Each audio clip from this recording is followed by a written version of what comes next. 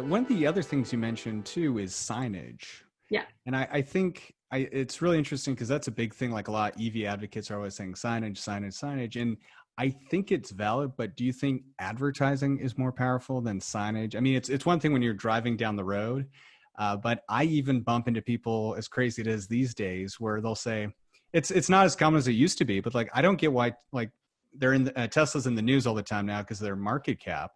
And people are like, I don't get why Tesla's worth so much. They just make hybrids. And you have to say like, no, it's kind of a knowledge thing once again. And obviously Tesla's kind of gotten it figured out, but you look at a lot of these other valuation is a whole different conversation. Totally. I'm not saying it's valid, but it's at least it's starting a conversation because whether it's that or everything else that they're in the news for, I think that's just exposing people who might not have been at the top of their. Absolutely. I mean, Tesla gets credit for lots of things.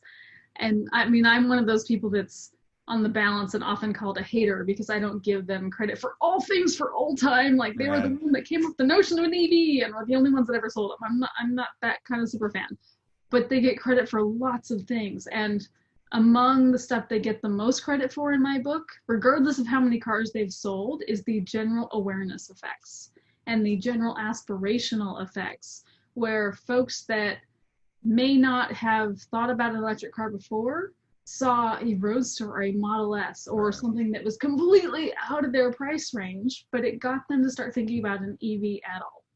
And maybe starts with a Leaf or a Bolt or something that is deemed more moderate, not quite Tesla caliber, but per Elon's philosophy that he espouses, who cares? Like the first biggest step is for anyone to get something with a plug.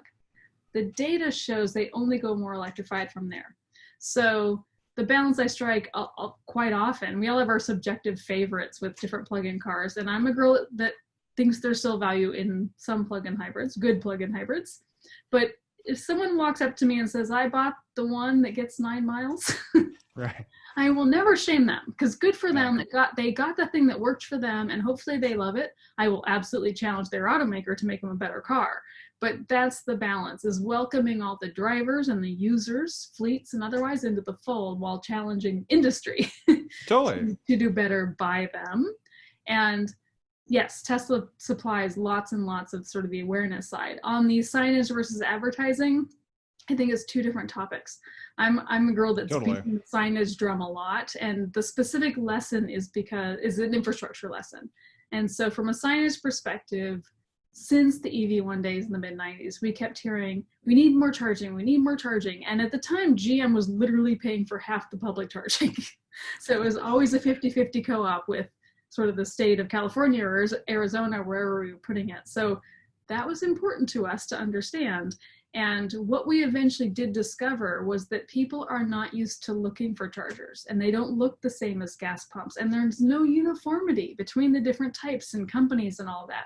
So that folks were driving past chargers all the time and just didn't know they were there. And so some uniform signage, road, wayfinding signage like we see all the time of rest stops, and there are some blue EV charger this direction thing along freeways. More of that was needed, in that signage was much cheaper than chargers. So and one of the things I've always just kind of pushed back on that, though, is the idea that it kind of goes back to like the idea of like, if you really want to get people in the EVs, it just has to be a much better product. And one of those areas I've always thought, and this is something Tesla's done, I believe Mercedes, once again, the higher tier brands, but what's really cool is the routing thing will show you where there's chargers within your range on a map. And that's starting to happen for sure. Right. But I mean, if we're honest, that's hindered by the lack of uniformity in and that's a whole nother thing. Like and that I do agree with. Yeah, but it creates that better product experience versus, here's it's on empty, and then you're just it's a different kind of range anxiety when you're going down the road.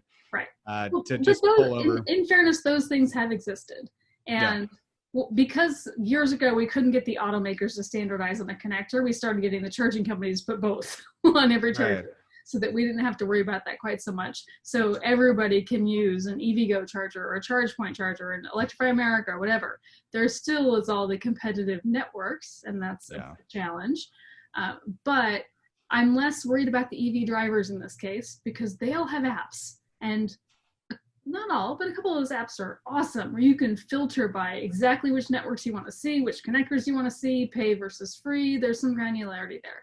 So folks have a lot more access to figuring out their own road trips. And I mean, Apple just announced last week that they were going to incorporate that. And Google already had. And yes, so some of that is already happening. From the signage perspective, it's not for EV drivers. It's for potential EV drivers. Those people don't have the apps yet. Right. And they're not used to looking for chargers. And so those are the ones that are saying, I don't see any chargers around, therefore why would I consider an electric car? Those are the ones that we need to have some very consistent wayfinding signage for.